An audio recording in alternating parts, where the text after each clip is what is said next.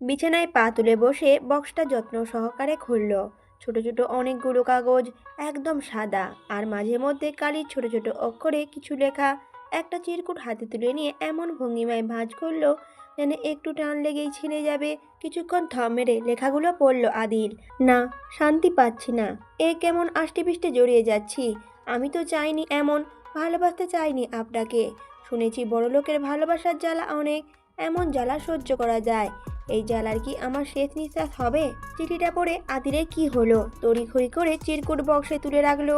আলমারিতে বক্সটা রেখে এক প্রকার দৌড়েই বের হলো বাড়ি থেকে। যে জ্বালা সে 2 বছর ধরে সহ্য করছে, তার পরিত্রাণ মিলবে কি করে? জবাব তো তাকে দিতেই হবে। কেন সে হারিয়ে গেল? বুকের ক্ষততে ঘা দিয়ে আবার কেনই বা ফিরে এলো? জবাব তাকে দিতেই হবে। ছোট ছোট বাড়িটা খুব সুন্দর ভঙ্গিমায় দাঁড়িয়ে আছে। চারপাশে নানান জাতের ফুলের টব, এক অদ্ভুত সৌন্দর্যের ফুলগুলো বাড়িটিকে ঘিরে রেখেছে। 3টে রুম, ছোটও নয় বড়ও নয়। রান্নাঘরটাও বেশ ছোট, তবে একজন অনায়াসেই রান্না করতে পারবে। রান্নাঘরের পাশেই ছোট মতন জায়গায় কয়েকটা চেয়ার ও টেবিল রাখা আছে। সাজানো গোছানো বাড়িটা বেশ পছন্দ হয়েছে অনানের। রান্নাঘরে মৃদু শব্দ করে রান্না করছে কামিনী বেগম। ছেলে দুপুরে জানালো কোনো এক মেয়ে আসবে। তিনি খুশিতে গদগদ হয়ে রান্না করতে ব্যস্ত হয়ে পড়লেন। তার একমাত্র লক্ষ্যই যেন ছেলেকে বিয়ে করানো। তাই চট করে ছেলের মুখে কোনো মেয়ের নাম শুনে তার থেকে খুশি বোধহয় আর কেউই হয় না। অনানকে বসতে বলে চেয়ার টেনে বসলো আফিফ। জিয়াউলকে দেখা যাচ্ছে না, হয়তো অনানের আসার খবর শুনে পালিয়েছে। এই ছেলে যে কেন মেয়েটিকে দেখতে পারে না কে জানে। আফিফের অবশ্য খারাপ লাগে না। সোফায় পায়ের পর পা তুলে বসে ফুস করে নিঃশ্বাস ফেলল অনান। যেন বেশ পরিশ্রম করতে হয়েছে। বিরক্ত কণ্ঠে বলল, বসে থাকতে থাকতে কোমর ধরে যায়, চুপ থাকতে থাকতে নিজেকে বোবা মনে হয়, অথচ পরিত্রাণ সম্ভব নয়। ঠিক করেছি বিয়ের পর জার্নির কথা ভাববো। দরকার পড়লে হেঁটে যাব, তবুও কোনো যানবাহন নয়। কথাগুলো বলার সময় মুখভঙ্গিমা এমন করলো যে আফিফ না হেসে পারল না।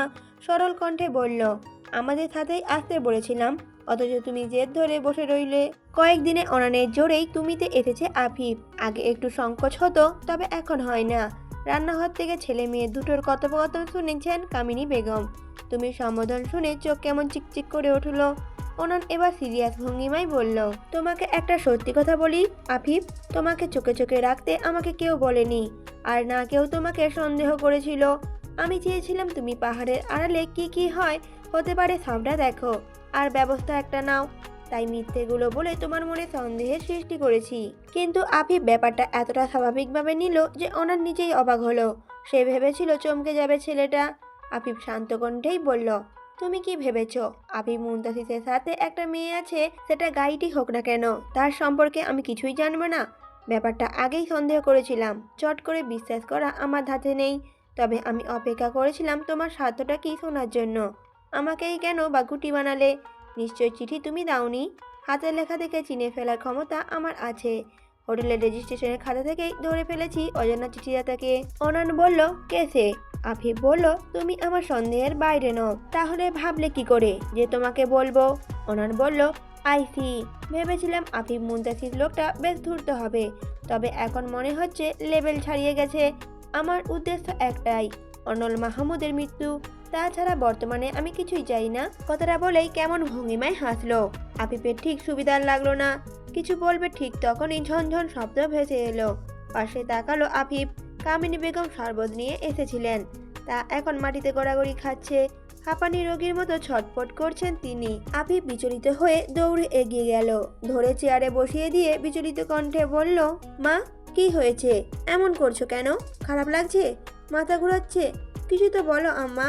কামিনী বেগম কিছুই বলতে পারলেন না। গলা দিয়ে কেবল অস্পষ্ট হিসিস কণ্ঠ বের হলো, অনল মাহমুদ। মায়ের কথা বুঝতে পেরেই অনানের আশায় বসে থাকা চমৎকারটা ঘটে গেল। চমকে উঠল আফিফ। মায়ের মুখে অনল মাহমুদের নাম শুনে তার খানিক দিশাহারা লাগছে। স্মৃতি যে আনন্দ ঘন নয়, মায়ের রিয়াকশনই বলে দিচ্ছে। তাহলে কি ঘটেছে মায়ের সাথে? অনল মাহমুদ কি করে জড়িত? এর উত্তর যে শুধুমাত্র কামিনী বেগমই দিতে পারবে। সন্ধ্যা প্রকৃতিতে রক্তিম আভা ছড়িয়েছে। লজ্জারাঙা প্রকৃতি অদ্ভুত মোহনীয়তা নিয়ে ধরা দিয়েছে। সেই সময় আদিল কিছুটা বিতৃষ্ণা নিয়ে সরু গলি ধরে হাঁটছে। ইচ্ছে করে গাড়ি নিয়ে আসেনি। নিজের গন্তব্যে এসে আকস্মিক দাঁড়িয়ে পড়ল আদিল। দুটো ভ্যান দাঁড়িয়ে আছে, একটাতে প্রয়োজনীয় কিছু জিনিসপত্র। ভ্রুকুচকে এলো তার। বড় বড় পা ফেলে বাড়ির ভিতর ঢুকতেই কুচকানো ভ্রু যুগল সোজা হয়ে এলো, চোখে মুখে ভর করলো অবাকতা। ব্যস্ত হাতে জিনিসপত্র গুছাচ্ছে মীরা, কোথাও যাবে হয়তো। আদিল ঘোরের মাঝে এগিয়ে গেল। মীরা প্রথমে খানিক অবাক হলেও কিছুক্ষণ তাকিয়ে কাজে মন দিল। দুপক্ষই যেন অপরজনের কথা বলার অপেক্ষা করছে। মীরা ছাড়া না পেয়ে আদিল চাপা শ্বাস ফেলল। যে তেজ নিয়ে এসেছিল সে তেজ আর তার নিজের মধ্যেই খুঁজে পাচ্ছে না। প্রশ্নগুলো কেমন হাওয়ায় মিলিয়ে গেছে। আদিল শুধু নিজের মধ্যে একপেক্ষিক ভালোবাসা ও আবেগ খুঁজে পাচ্ছে। গলা ঝেড়ে প্রশ্ন করেই বসলো আদিল, কোথায় যাওয়া হচ্ছে? প্রতি উত্তরে মীরা উত্তর দিল, উত্তর দেওয়ার প্রয়োজন মনে করছি না। একটু আগে নিভে যাওয়া রাগটা হঠাৎ যেন ফিরে এলো আদিলের। মীরার বাহু নিজের দিকে ঘুরালো আদিল। অগ্নিদৃষ্টি বর্ষণ করে তাকিয়ে রইল গভীর চোখে। হঠাৎ করেই ব্যাপারটা ঘটে গেল যে আপরা এক নজর দুজনকে দেখে ফোন নিয়ে বাইরে বের হয়ে গেল। এসব নাটক তার পোষায় না। মীরা নিজেকে ছাড়ানোর কোনো রকম চেষ্টাই করলো না, বরং যতটা কঠোর চোখ আদিল মাহমুদের দৃষ্টিতে চক্কর দিতে পারে ততটা কঠোর করে সমান তালে তাকিয়ে রইল। আদিল কিছুটা গর্জে উঠে বলল, আমি শান্ত আছি বলে ভাববেন না পাল্টে গেছি। আদিল মাহমুদের ভয়ঙ্করতা দেখেননি মীরা। আমার ভালোবাসাকে দুর্বলতা ভেবে ভুল করবেন না। প্রিয় মানুষ বলে এক একটা ভুল সবসময় ক্ষমা করে দেব এমন চুক্তি কখনোই আদিল মাহমুদ করেননি। মীরাও নিজের ভুল হাতড়ে হাতড়ে খুঁজে পেল না, বরং যত ভুল যত পাপ আদিল মাহমুদের নামের পাশেই জল করছে। কিন্তু তবুও সে চট করে আদিল মাহমুদের ভালোবাসাকে মিথ্যে বলতে পারছে না। যে চোখ কিছুদিন আগেও পড়তে পারতো না, চোখের ভাষা বুঝতে পারতো না, সে চোখের ভাষা আজ তার সামনে খোলামেলা উপস্থিত। শান্ত কণ্ঠে বলল মীরা, আমি আপনাকে ভালোবাসতে বাধ্য করিনি নিশ্চয়ই। এ যেন কাঁটা খায় নুনের ছিটা। পানি পিপাসার কাতর লোকের মুখ থেকে পানি ধরাতে নিলে যেমন কাতর কণ্ঠে ছটফট করে, আদিলও তেমন ছটফটে ভঙ্গিমায় বলে উঠল, বাধ্য করেছেন আপনি, ভালোবাসতে বাধ্য করেছেন। আগে আমি এগোইনি, আপনি কাছে এসেছিলেন। নির্দয় আদিল মাহমুদের বুকে বসন্তের ফুল আপনি ফুটিয়েছিলেন। অচেনা থেকেও আপনার কাতর ভালোবাসার ডাক আমি প্রত্যাখ্যান করতে পারিনি কাগজে লেখা ভালোবাসাগুলোকে ছিঁড়ে ফেলতে, পুড়িয়ে ফেলতে। আপনার দেয়া শত শত চিঠি আজও আমার মনে কেমন আঁকা। কি করে পারলেন কাছে থেকে দূরে সরে যেতে? কি করে পারলেন শুরুতেই প্রতারণার মতো নির্মম কিছুতে আদিল মাহমুদের নাম ফেলে দিতে?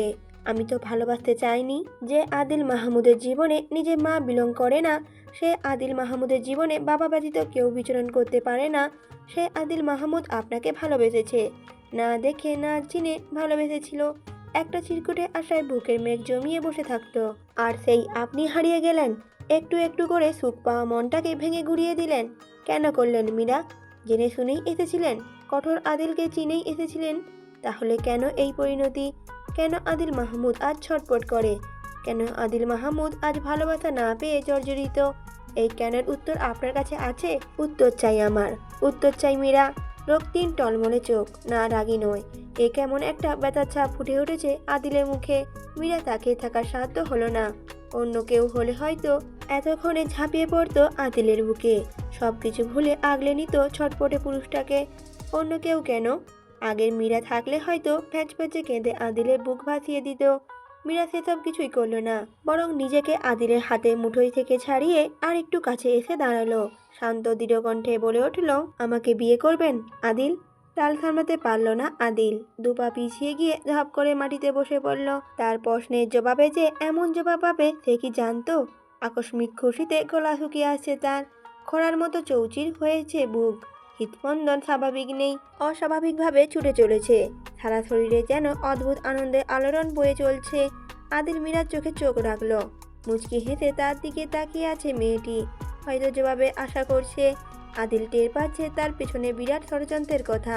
সামনে মেয়েটির মাঝে নিজের ধ্বংস দেখতে পাচ্ছে। এগোলেই যে বিপদ। তবু সে চুপচাপ নিজেকে ঠিক করে উঠে দাঁড়ালো। আজ নিজেকে বড্ড লোভী মনে হচ্ছে।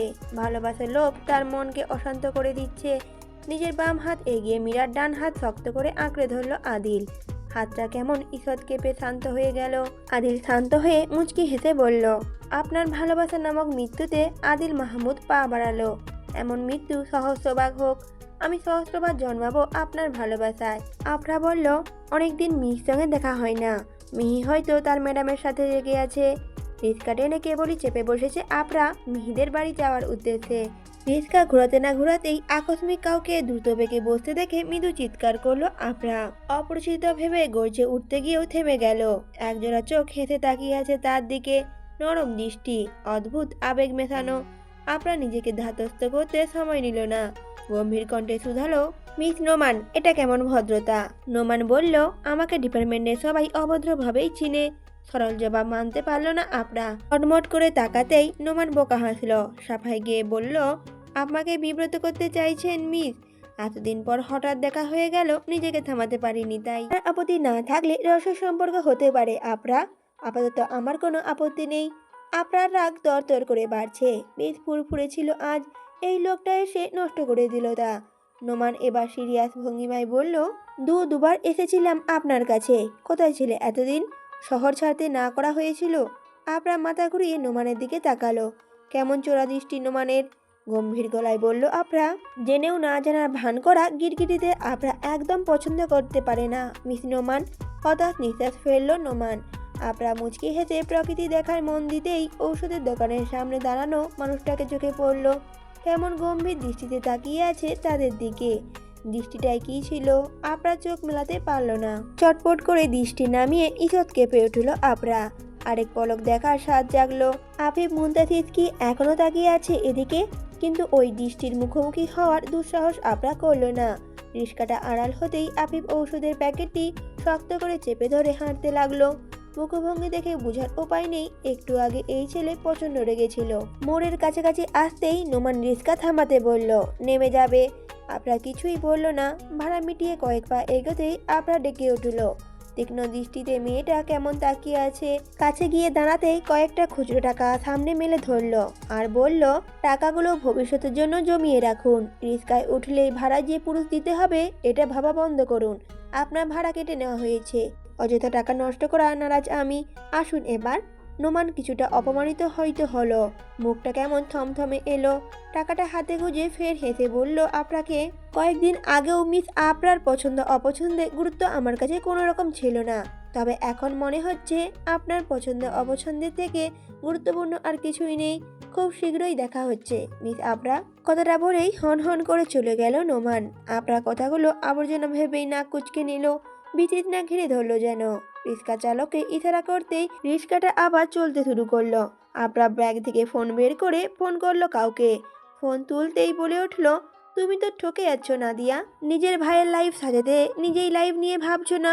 তোমার প্রেমিক তো ভালোই মজেছে ভাবি নিয়ে। শুনতে খারাপ লাগলেও তোর সম্পর্ক পাল্টানো যায় না। কিছুই করার নেই তোমার। কষ্ট হয় আমার তোমার জন্য নাদিয়া।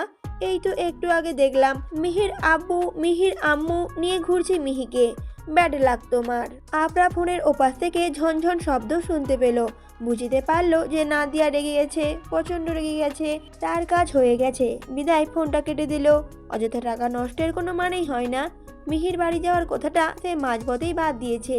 যখন দেখলো মিহির আম্মুর গেট ধরে বের হচ্ছে, তখন সে রিক্সা ঘুরিয়ে চলে এসেছে। তার কাজ কত সহজেই হয়ে গিয়েছে। এখন শুধু সময় দেখে পরের কাজটা করতে হবে। সাজানো গোছানো ঘরটার একপাশে সিঙ্গেল বেড রাখা, হাসিন রঙিন চাদর, গুটিসুটি মেরে শুয়ে আছে কামিনী বেগম। কিছুক্ষণ হলো ডক্টর চলে গিয়েছেন। কিছুক্ষণ আগে কামিনী বেগম জ্ঞান ফিরতেই চেক করে ডক্টর চলে গিয়েছে আর ইঞ্জেকশন পুশ করে গেছেন। নিশ্চিন্তে ঘুমাচ্ছেন এখন কামিনী বেগম। এতক্ষণ বিছানায় এক কোণে বসেছিল অনান। আফিফকে বাইরে যেতে দেখেই এসেছে। সৌজন্যতার খাতিরেই আফিফকে দেখে উঠে দাঁড়ালো।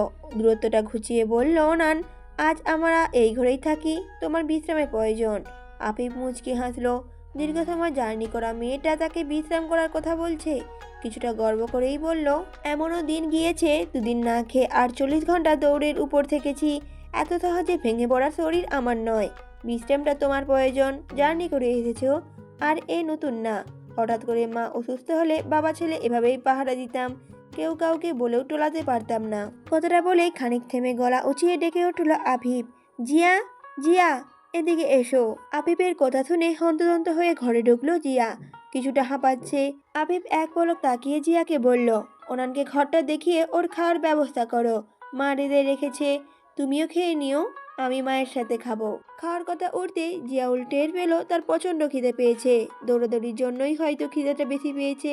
নিঃশব্দে ঘর থেকে বেরিয়ে যেতেই ওনার পিছু নিল। আগের মতো চঞ্চলতা নেই কারোর মাঝে। হঠাৎ করেই যেন ফুরিয়ে গেল। ওনানকে ঘরটা দেখিয়ে ফের হতে বলে জিয়াউল চলে গেল রান্নাঘরে। ঠান্ডা খাবার তো আর অতিথিকে দেওয়া যায় না। তাই খাবারগুলো গরম করতে করতেই অনান এসে টেবিলে বসলো। নিঃশব্দে খাবার বেড়ে দাঁড়িয়ে রইল জিয়াউল। জিয়াউলকে বসতে না দেখে এক লোকমা খাবার তুলে নিয়ে অনান বলল, আপনি খাবেন না? জিয়াউল বলল, আপনি খান, স্যারকে রেখে আমি খেতে পারবো না। অনান বেশ অবাকই হলো, তবে প্রশ্ন করলো না। কতটা ভালোবাসা মিশ্রিত কথাটা। কেউ যে কারোর জন্য খাবার না খেয়ে রেখে অপেক্ষা করছে। আফিফ মুনতাসির কি জানে? অনানের মনে হলো আফিফ মানুষটা বড্ড ভাগ্যবান। কই, তার জন্য তো কেউ অপেক্ষা করে না। দুবেলা না খেলেও কেউ বলে না খাইনি কেন। মন খারাপ নিয়েই খাবারগুলো শেষ করলো অনান। এক পলক জিয়াউলকে দেখে নিজের ঘরে চলে গেল। জিয়াউল সবকিছু ঠিকঠাক করে কামিনী বেগমের ঘরে গেল। আফিফ কারোর সাথে কথা বলছে। কিছুটা শুনে বুঝতে পারলো ডক্টরের সাথে কথা বলছে। কথা শেষ করে পিছনে ঘুরতেই জিয়াউল প্রশ্ন করলো আফিফকে, কি বললো স্যার?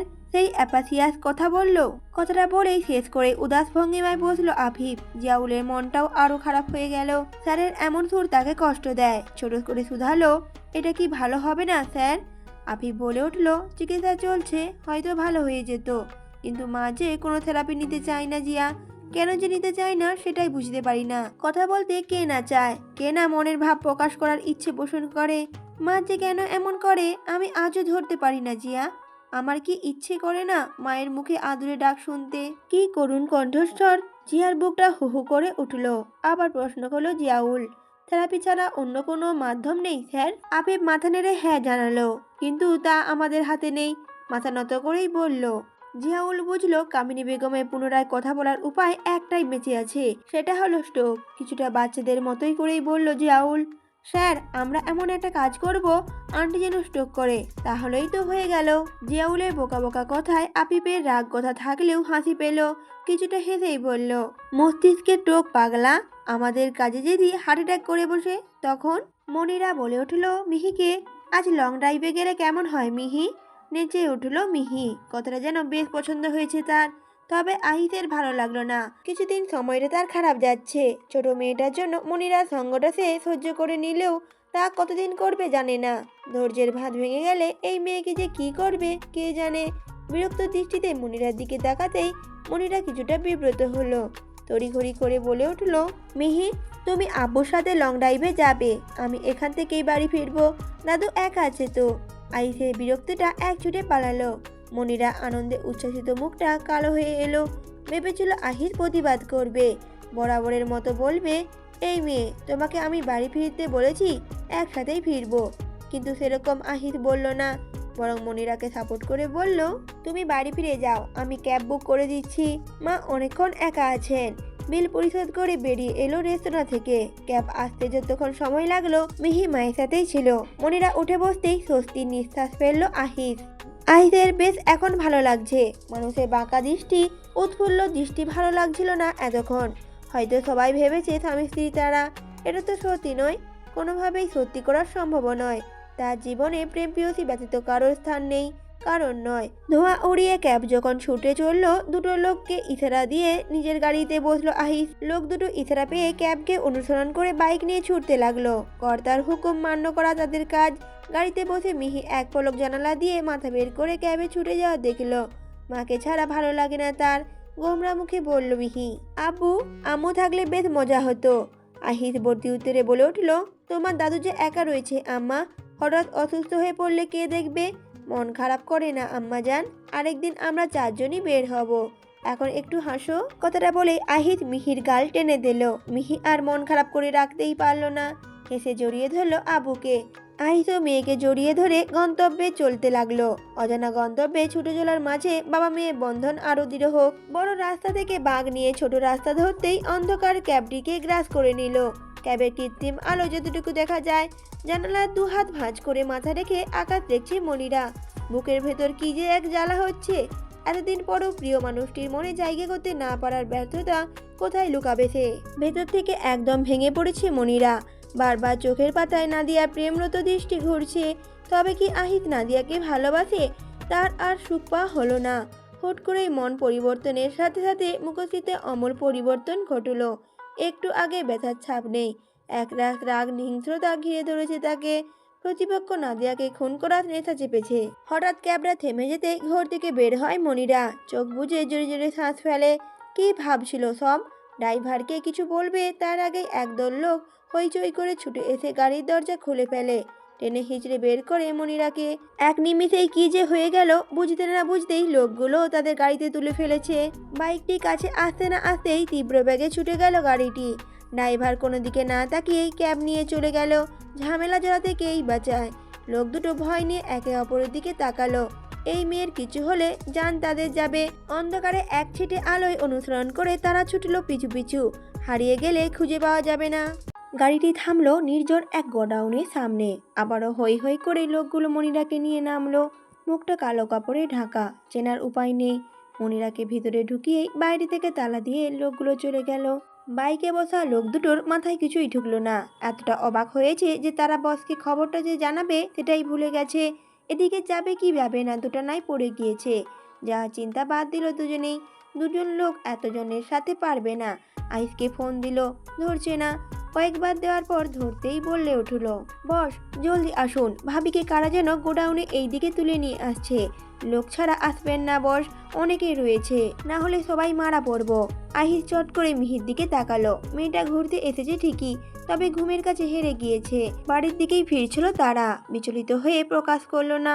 গম্ভীর কণ্ঠে বলে উঠল আহিস, আপু বল idiot, she is not my wife. লোকটা খুব খুব করে কেসে উঠল। চিন্তায় কি বলতে কি বলে ফেলেছে। এই লোক এমন সময়ও এসব ধরছে, আবার বকাও দিচ্ছে। ফোনটা কেটে দিয়ে ভাবতে বসলো সে। ভাইয়ের বউ ভাবি হলে তাদেরও ভাবি হবে। তাহলে তারা ভুলটা কি বলেছে? মাঝারি সাইজে ঘরটায় দুটো চেয়ার ছাড়া আর কিছুই চোখে পড়ছে না মনিরার। মাথার উপরে কম দামি লাল বাতি জ্বলছে। অনেকদিন হলো পরিষ্কার করা হয়নি মনে হয়। ময়লা জমে আলোটা কেমন ঘোলাটে হয়ে আবজা অন্ধকার মিশে গিয়েছে। অদূরে এই চেয়ারটায় একজন বসে আছে। পায়ের উপর পা তুলে সিগারেটে ধোঁয়া ওড়াচ্ছে। ভয়ে গা ছমছম করে উঠল মনিরার। এক পা করে এগিয়ে আসতেই কৌতুক মিশিয়ে কণ্ঠ ভেসে আসলো, মিসেস আতিকুর ভয় পেয়েছেন? মেয়েলি কণ্ঠস্বর। মনিরার ভয়টা কমে এলো। কণ্ঠটাও কেমন পরিচিত। বড় বড় পা ফেলে এগিয়ে যেতেই নাদিয়াকে দেখে অবাক হলো সে। বিস্ময় হয়ে মনিরা বলে উঠল, আপনি? আমাকে এখানে আপনার কথায় এনেছে এরা, কিন্তু কেন? জবাব এলো না। পরপর দুবার সিগারেটে টান দিয়ে নাক মুখ দিয়ে ধোঁয়া বের করে মনিরার দিকে ছুঁড়ে মারল। কেসে উঠল মনিরা। শব্দ করে হাসল নাদিয়া। তার বেশ আনন্দই লাগছে। এদিকে মনিরার মনে হচ্ছে এই সিগারেট খাওয়া পুরুষকেও যে হার মানাবে এই মেয়ে। কাশির প্রভাবে শরীর তুলিয়ে বসে উঠল মনিরা। কিছুটা রাগ নিয়ে বলে উঠল মনিরা, এটা কেমন অসভ্যতা নাদিয়া? নাদিয়া বলে উঠল, অসভ্য, অভদ্র, নষ্ট মেয়ে। মানুষের কাছ থেকে ভালো ব্যবহার আশা করা বোকামো নয় মিসেস আতিকুর। মিসেস আতিকুর সম্বোধনটা নিতে পারল না মনিরা। রক্ত লাল চোখ নিয়ে চেঁচিয়ে বলল, মিসেস মনিরা বলুন, নট আতিকুর। প্রতি উত্তরে নাদিয়া বলে উঠল, ওকে ওকে, নো প্রবলেম। তো মিসেস মনিরা, স্বামী মারা যাওয়ার কয়েকদিন না যেতেই দেবরের সাথে সেটিং করার চিন্তা ভাবনা করে ফেলেছেন? লাজবাব। মনিরা বলে উঠল, কি বলতে চাইছেন আপনি? ঠিক করে কথা বলুন। প্রতি উত্তরে নাদিয়া বলে উঠল, আপনি বুকে হাত দিয়ে বলতে পারবেন আপনার মনে এরকম কিছুই নেই? নাদিয়া উগ্রীব হয়ে তাকিয়ে রইল মনিরার উত্তরের দিকে, একটাই শব্দ শোনার জন্য। না শোনার আশায় চাতক পাখির মতো অপেক্ষা করল নাদিয়া। তবে নাদিয়াকে নিরাশ করে মনিরা মুচকি হাসলো। শান্ত স্বরে বলে উঠল, এতে আমি ভুল কিছু দেখছি না তো। ভালোবাসা তো পাপ নয়, না সুখে থাকতে চাওয়া অন্যায়। আমি দুঃখের উচ্চাটন ভাসাতে ভাসাতে এত দূর এসেছি। একটু সুখের আশায় আরেকজনের হাত আঁকড়ে ধরতে চেয়েছি। সেই অধিকার নিশ্চয়ই আমার আছে। কথাটা শুনেই নাদিয়া হঠাৎ করেই নিভে যায়। চোখেতে জলের ফোয়ারা ভাসে। মনিরা ভালো করে তাকিয়ে দেখলো মেয়েটার শরীর বসে গেছে। চোখের নিচে কালি পড়েছে, মুখটা ফ্যাকাশে, গলার হাড়গুলো কেমন উঁচু দেখাচ্ছে। খানিক খারাপ লাগলেও পাত্তা দিল না মনিরা। অন্যদের কথা ভাবতে ভাবতেই তার এই 10টা বছর কাটিয়ে দিল সে। এখন না হয় সে নিজের কথাই ভাবলো। নাদিয়া চেয়ার ছেড়ে নিচে বসে পড়ল। এক প্রকার ঝাঁপিয়ে পড়ে পা আঁকড়ে ধরল মনিরার। চমকে দাঁড়িয়ে পড়ল মনিরা। পরে যেতে নিয়েও চেয়ার ধরে নিজেকে সামলে নিল। নাদিয়া বারবার একই শব্দ উচ্চারণ করে বলতে লাগলো, আমি আইসকে ভালোবাসি, নিজের থেকেও অনেক ভালোবাসি। সরে যান না আমার আইসের জীবন থেকে। আপনি তো কিছুদিন ধরে ভালোবাসেন, অথচ আমি সেই 3টা বছর ধরে ভালোবাসা জমিয়ে রেখেছি। একটু একটু করে আইসকে পাওয়ার আশা করেছি। দুঃখে দুঃখে মরেও অপেক্ষা করেছি আহিসের জন্য। প্লিজ সরে যান না আপনি। আহিতকে পাওয়ার জন্য বাবা মা ভাইয়ের বিরুদ্ধেও গিয়েছি। নিজের রক্তের সাথে বেইমানি করেছি, বিবেকের সাথে প্রতারণা করেছি। এই আকাশ সমান আবেগ নিয়ে যত পাখির মতো অপেক্ষা করেছি শুধু আইসের জন্য। আমাকে এমন শাস্তি দেবেন না। আমি জানি আন্টি আপনাকে পছন্দ করে আইসের জন্য। হয়তো আহিসও মায়ের কথাই মেনে নেবে, কিন্তু আমার কি হবে? আমি কিভাবে বাঁচবো? আমি আইসকে ছাড়া মরে যাব, একদম মরে যাব আমি। আপনার তো বাঁচার জন্য কেউ আছে, আপনার মেয়ে আছে, কিন্তু আমার কেউ নেই। বাবা মা জন্ম দিয়েই খালাস, ভাইয়ের জীবনে কোনো স্থান নেই। এই একটা মাত্র আশা নিয়ে আমি বেঁচে আছি। আইসকে আঁকড়ে ধরে বাঁচতে চেয়েছি। আমাকে বেঁচে থাকার সুযোগটা দিন। আপনি বিনিময়ে যা চাইবেন আমি তাই দেব। কত টাকা চাই আপনার? আমার নামে সম্পত্তিগুলো সব আপনার নামে লিখে দেব। মেয়েকে নিয়ে ভালোভাবে সুখে থাকবেন। শুধু আমার আইসকে দিন। সরে যান না পথ থেকে। আহিসকে ছাড়া আমি একদম বাঁচব না, মরে যাব। মেয়েটার কথাগুলো উন্মাদের মতো আচরণ মনিরার মনে আঁচড় কাটতে পেরেছে। মেয়েটার কষ্ট তাকে ছুঁতে পেরেছে, তবে কোথাও যেন একটা নিষেধাজ্ঞা এসে মস্তিষ্ককে নড়বড়ে করে দিচ্ছে। আহিসকে আপন করার মনোবাসনা মুহূর্তেই বিবেককে হারিয়ে দিচ্ছে। নাদিয়ার কথাগুলোকে হাজার মাইল দূরে সরিয়ে দিচ্ছে। দিশেহারা মনিরা আবার বসে পড়ল চেয়ারে। হঠাৎ করে মনে পড়ল নাদিয়া তাকে টাকার কথা বলেছে। তার ভালোবাসাকে টাকা দিয়ে কিনতে চেয়েছে। আহিসের প্রেমে অবচেতন মন যেন একটা রাস্তা পেয়ে গেল নাদিয়ার আহাজারিকে অবহেলা ছুঁড়ে ফেলতে। কাট কাট গলায় বলল মনিরা, নাদিয়া, তুমি ভালোবাসাকে নিলামে তুলতে চাইছো? আমার ভালোবাসা এতই ঠুনকো? টাকা গরম দেখাচ্ছ আমাকে? আমার তো এখন মনে হচ্ছে তুমি আহিসকে ভালোই বাসনি। শুধুমাত্র জেদের বসে তুমি এমন পাগলামি করছো। নাদিয়া নাদিয়া কিছুক্ষণ মনিরার দিকে তাকিয়ে রইল। হুট করেই পা ছেড়ে চেয়ারে বসে পড়ে ফ্লোর থেকে মদের বোতলটা তুলে নিয়ে নিমিষেই ঢেলে দিল গলায়। অর্ধেকটা পেটে চালান করে বলে উঠল, আমার ভালোবাসাকে তোমার জেদ বলে মনে হচ্ছে?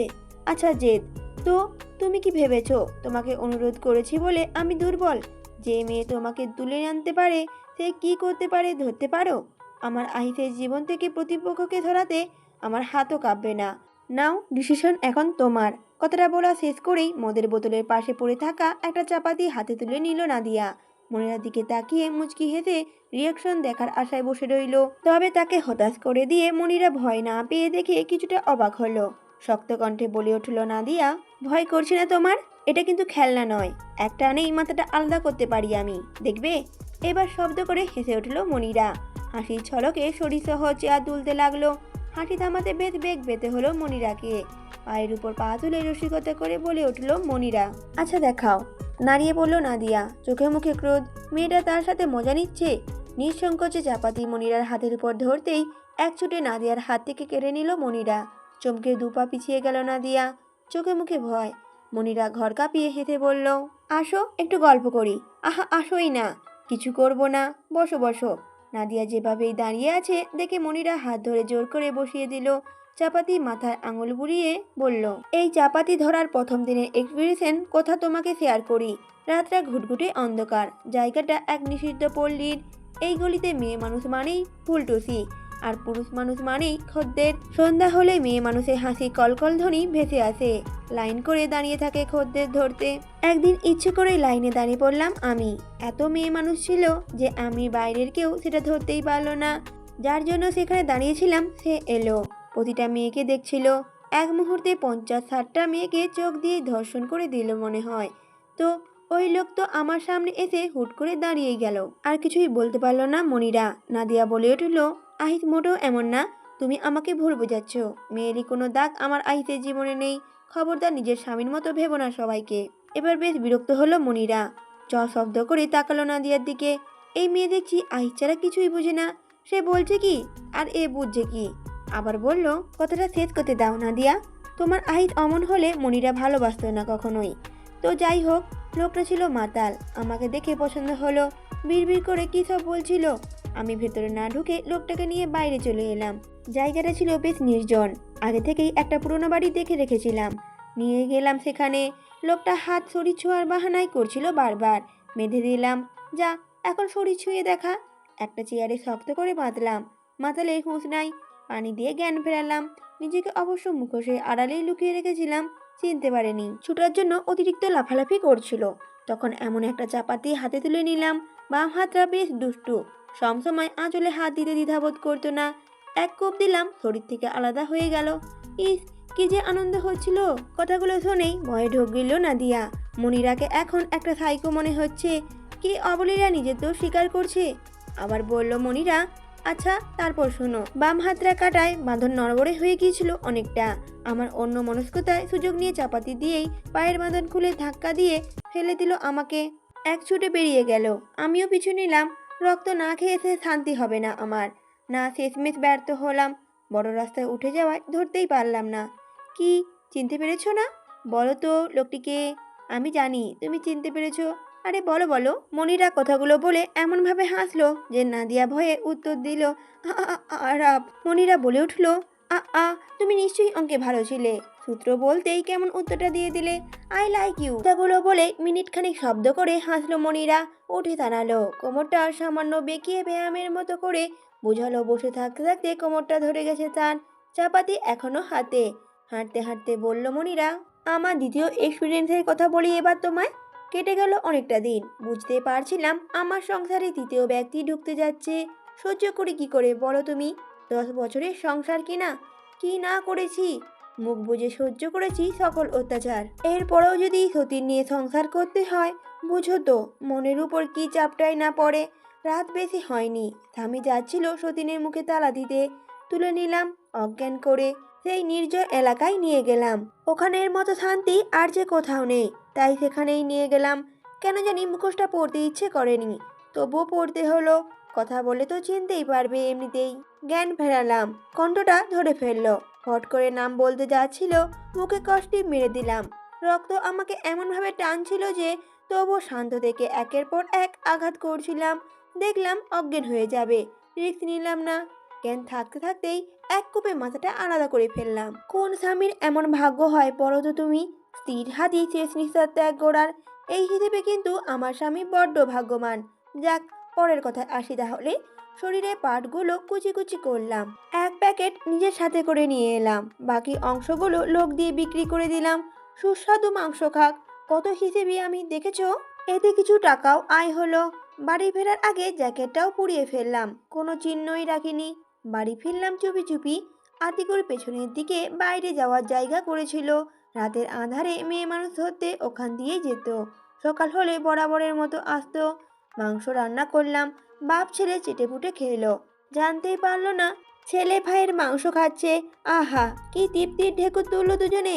এখন সময়টা এলো তখন, যখন পার্সেলটা এলো। মাথাটা সুন্দর করে পার্সেল পাঠিয়েছিলাম। এমন ভয় পাওয়ার নাটক করলাম, কেউ ধরতেই পারলো না।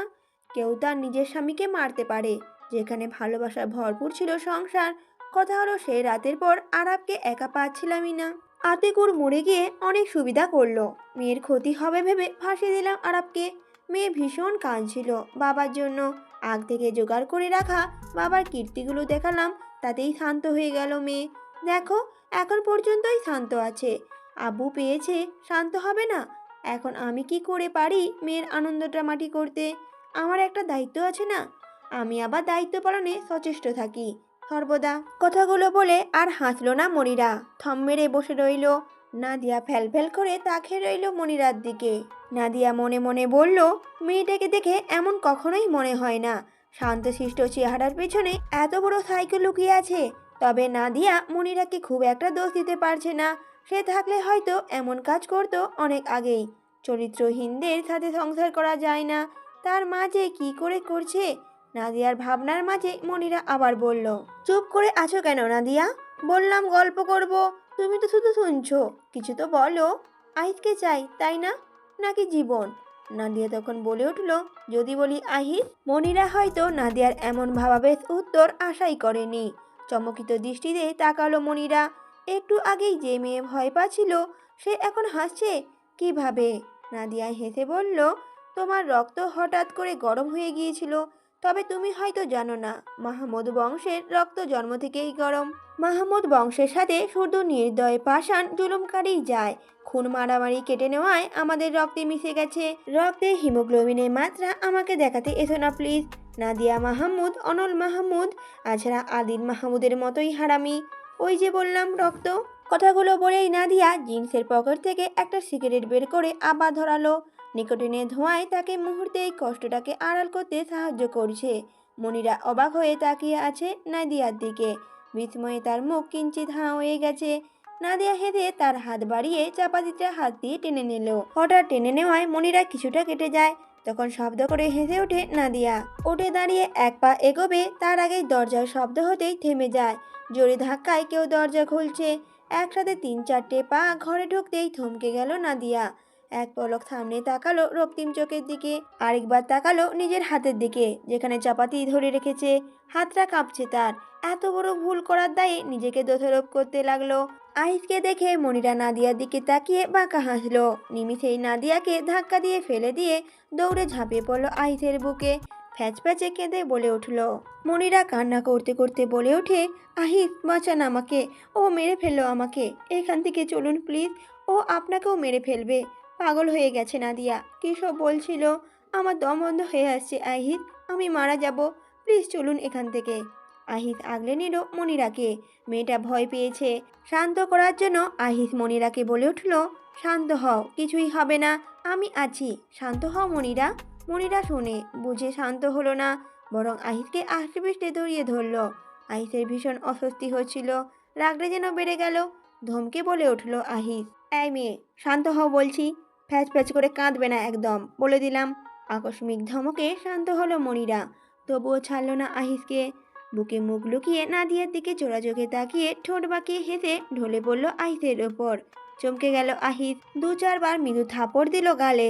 বুঝলো জ্ঞান হারিয়েছে মনিরা। নাদিয়ার দিকে রক্তলাল চোখে তাকিয়ে বলে উঠল আহিস, আমি ভেবেছিলাম মাহমুদ বংশের রক্ত হলেও তুমি কিছুটা আলাদা, বন্ধুদের স্থান দিয়েছিলাম তাই। তবে আমি ভুল ছিলাম। মাহমুদ বংশের রক্তে এতটাই দুর্গন্ধ, কেউ সেই দুর্গন্ধটা লুকিয়েই রাখতে পারে না। আমি তোমাকে কখনো ক্ষমা করব না নাদিয়া। অবশিষ্ট সম্পর্কটাও এখানেই শেষ করলাম। কোনো এককালে উপকার করেছিলে বলে আজ ছেড়ে দিলাম। আমার মতে তোমার প্রতি ঘৃণা ছাড়া আর কিছুই রইল না। এর জন্য দায়ী তুমি নিজেই। কথাটা বলেই আহিস কোলে তুলে নিল মনিরাকে। আর চলে যেতে থাকলো। আহিসের আড়ালে মনিরা নাদিয়াকে বুড়ো আঙুল দেখাতেই ধপ করে বসে পড়ল নাদিয়া। হাতের চাপাতিটা কোথায় গিয়ে পড়লো টের পেল না। তার কানে শুধু আহিসের কথাগুলোই ঘুরছে। সে তো শুধু ভয় দেখাতে চেয়েছিল। প্রথমে তো পায়েও ধরেছিল, ভিক্ষাও চেয়েছে। তার হাহাকারগুলো কারো কানে বাজেনি। তখন চিৎকার করে কেঁদে উঠল নাদিয়া। কান্নার শব্দগুলো রুমের এক কোণা থেকে আরেক কোণা প্রতিধ্বনিত হয়ে তার কাছেই ফিরে আসছিল। কাঁদতে কাঁদতে একটা সময় সে শুয়েই পড়ল। কতটা সময় যে পার হয়ে গেল টেরই পেল না। এই ব্যথা যে ছাড়ার নয়, অস্পষ্ট সুরে বিড়বিড় করতে লাগলো নাদিয়া। ঘুম থেকে উঠে ছেলেকে পাশে বসে থাকতে দেখে মিষ্টি করে হাসল কামিনী বেগম। রাত এখন কটা বাজে তার জানা নেই, হয়তো এখন 2 কি 3টে বাজে। আফিফের দৃষ্টি তখন বইয়ের উপর। কামিনী বেগম হাত বাড়িয়ে ছেলের মাথায় হাত রাখলেন। আফিফ হাতে বইটা ভাঁজ করে রেখে মায়ের দিকে তাকালো। মায়ের দিকে তাকিয়ে মুচকি করে হেসে বলল, ঘুম হয়েছে আম্মা, চলো খাবে চলো। কামিনী বেগম মাথা নেড়ে সায় দিলেন। যদিও তার খেতে ইচ্ছে করছিল না, কিন্তু ছেলে যে খায়নি, তার কিছু হলে যে তার বাবা ছেলে না খেয়ে একসাথে বসে থাকতো। এখন তো বাবা নেই, তাই ছেলে নিজ ভূমিকাতেই রয়েছে। এমন সৌভাগ্য কজন মায়ের হয়। মাকে চেয়ারে বসিয়ে দিয়ে খাবার গরম করে নিল আফিফ। এক পলক জিয়াউলের ঘরের দিকে তাকালো, তারপর নিম্নস্বরে বলে উঠল জিয়াউলকে, জিয়াউল, খিদে পেলে খেয়ে নিতে হয়, এসো খাবার ঠান্ডা হয়ে যাবে। 1 মিনিট পর মৃদু শব্দে দরজা খুলে গেল। ঘুম ঘুম চোখে জিয়াউল চেয়ারে বসতেই আফিফ মুচকি হাসলো। আর এক মুহূর্ত দেরি না করে খাবার বেড়ে রাখা প্লেটটা সামনে নিয়ে খাওয়া শুরু করলো জিয়াউল। খিদেটা যে বেশ জোর পেয়েছে জিয়াউলের।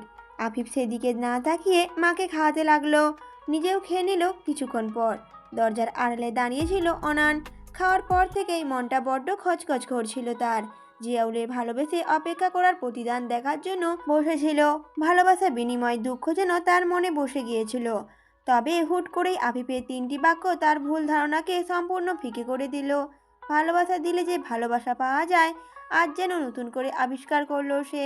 জিয়াউলের মুখশ্রীতে যে উজ্জ্বল দেখা গিয়েছে, তা যে আফিফের খেয়াল রাখার জন্য, এটা ঢের বুঝতে পেরেছে অনান। অনানের ভেতরটা কেমন ফাঁকা লাগছে। শৈশবের স্মৃতি তাজা হয়ে কেমন বুকের ক্ষত বাড়াচ্ছে। ঘোরের মধ্যেই দরজার আড়াল থেকে বের হলো অনান। ততক্ষণে কামিনী বেগম শুয়ে পড়েছে। আফিফ জিয়াউল কিছু একটা নিয়ে কথা বলছিল দুজনে। অনানকে দেখা মাত্রই থেমে যায় দুজনে। আকস্মিক কথা থেমে যাওয়ায় কিছুটা বিচলিত হয় অনান, তবে বুঝতে দেয় না তাদের। অনান দৃঢ় কণ্ঠে বলে ওঠে, আমাদের উচিত ছিল এখন ওদের উপর হামলা করা, অথচ বসে বসে আমরা গিলছি। কথাটা বলে আর চোখে জিয়াউলের দিকে তাকালো অনান। সূক্ষ্ম খোঁচাটা ধরতে পেরে অপমানে থমথমে হয়ে এলো জিয়াউলের মুখশ্রী। খেপে গিয়ে বলে উঠল, সময় উপযোগী যা দরকার সেটাই করছি। গিলার সময় গিলছি, কাজের সময় কাজ করছি। অন্যদের মতো তো আর নয় যে প্রথমেই পেট পুজো করে নিয়েছি। খেপে গিয়ে অনান বলে উঠল, এই মুখ সামলে কথা বলুন, খিদে পেলে খাবো না? জিয়াউল তখন বলে ওঠে, খিদে পেলে খাবে সেটা সবার ক্ষেত্রেই প্রযোজ্য। আপনার মুখটা বন্ধ করুন, এখানে প্রয়োজনীয় কথা হচ্ছিল। রাগে ফুসফুস করতে থাকে অনান। এভাবে তর্কে হেরে যাওয়া মানতে পারছে না। কিছু একটা বলবে, তার আগেই আফিফ গম্ভীর মুখে দুজনের দিকে তাকায়। শান্ত হয়ে যায় দুজনেই। এই ছেলেটার দৃষ্টিতে কি যে এমন আছে, কেমন বুক কেঁপে ওঠে। অপ্রসন্ন কণ্ঠে আফিফ বলে উঠল, দুজন বাচ্চা নয়, আচরণের পরিবর্তন নিয়ে এসো। যাই হোক, কাজের কথায় আসি এবার। জবাব দেয় না কেউ। পরবর্তী কথা শোনার জন্য জিজ্ঞাসু দৃষ্টিতে তাকিয়ে থাকে দুজনেই। আফিফ ভূমিকাহীন অনানকে উদ্দেশ্য করে বলে ওঠে, না আছে তোমার? বুঝতে পারে না অনান। ফ্যাল ফ্যাল করে তাকিয়ে থাকে। আফিফ বিরক্ত হয়ে উঠে দাঁড়ায় আর মায়ের ঘরে গিয়ে কিছুক্ষণ পরেই ফিরে আসে হাতে একটা কমলা রঙের শাড়ি নিয়ে। এই শাড়িটা আফিফ স্কুলে যখন ছিল তখন মাকে কিনে দিয়েছিল। এত কড়া রঙের শাড়ি কামিনী বেগম পরে না, তা জেনেও পরীক্ষা করতে মাকে এইটা নিয়ে এসেছিল। কামিনী বেগম সেই দিন খুশিতে আটকারা হয়ে শাড়িটা পরে সারা কোয়ার্টার ঘুরেছিল। আফিফের খুশি যেন সেদিন ধরে না। এরপর কামিনী বেগম শাড়িটি আর পরেননি, যত্ন করে তুলে রেখে দিয়েছিল। আজ মায়ের এই শাড়িটার আজ তার কাজে লাগবে। শাড়িটি অননের সামনে ধরে কিছুটা তাড়া দিয়ে বলল। আফিফ বলে ওঠে, গ্রাম্য স্টাইলে শাড়িটি পরে এসো। ফার্স্ট অনন থম মেরে দাঁড়িয়ে থাকে কিছুক্ষণ। তখন আফিফ আবার ধমকে বলে ওঠে, যাও ফার্স্ট। আফিফের কণ্ঠে এত তাড়া ছিল যে অনন প্রশ্ন করার আর সুযোগ পায় না। ঘরে ছুটে চলে যায়। কোনো রকম শরীরে শাড়িটি জড়িয়ে বেরিয়ে আসে। মায়ের ঘরে উকি দিয়ে আস্তে আস্তে বাইরে চলে আসে আফিফ। অনানকে নিয়ে জিয়াউল বাইরে আসতেই আফিফ জিয়াউলকে প্রশ্ন করলো, ঠিকভাবে খবর নিয়েছো তো? ওই রাস্তায় দিয়ে গেলে মিস হবে না তো? প্রতি উত্তরে জিয়াউল বলে ওঠে, আমি 100% শিওর স্যার। ছিনতাইকারীরা উৎপেতে বসে থাকে, তবে এতটা রিস্ক নেওয়া উচিত হবে না স্যার। আফিফ তখন বিরক্ত হয়ে বলে ওঠে, আহা জিয়া, তুমি কোনো কথাই বোঝোনি। আমাদের সলিড একটা অজুহাত চাই। প্রতিপক্ষকে কখনোই দুর্বল ভেবো না। পুরো শহর অনর মাহমুদের কবজায় যে। জানি না আজকের কাজটা ঠিকঠাকভাবে সম্পন্ন হবে কিনা। জিয়াউল আর কথা বাড়ালো না, গাড়িতে উঠে বসলো। নিঃশব্দ গলিটা ধরতেই কেমন সতর্ক হয়ে গেল আফিফ। ডান বামে তাকালো, না কেউ নেই। হঠাৎ হলো সে। পর মুহূর্তে জিয়াউলের দিকে রাগের দৃষ্টিতে তাকিয়ে খুব করে শাসালো আফিফ। বড়সড় ঢোক গিলল জিয়াউল। তাকে যা জানানো হয়েছে সে তো তাই বলেছে। জিয়াউল এখন আফসোস করছে, কেন যে সে শিওর দিতে গেল। এখন নিজেই যে ফেসে যাবে। ভাবতে ভাবতেই থেমে গেল গাড়িটি। চমকে উঠল জিয়াউল। এদিকে আফিফের ঠোঁটের কোণে প্রাপ্তির হাসি। গাড়িটা ঘেরাও করে দাঁড়িয়ে আছে 6-7টি ছেলে। নেমে দাঁড়ায় আফিফ। ভ্রুকুচকে জিজ্ঞাসা করে ছেলেগুলোকে, কি চাই? পথ আটকালেন কেন? প্রতি উত্তরে একটা লোক বলে ওঠে, কি কি আছে বের কর, না হলে মেরে রেখে দেব। দেখছিস হাতে কি? একটা খেলনা পিস্তল ছুরি দেখিয়ে আফিফকে ভয় দেখাতে চায় ছেলেগুলো। আফিফের ভীষণ হাসি পায়।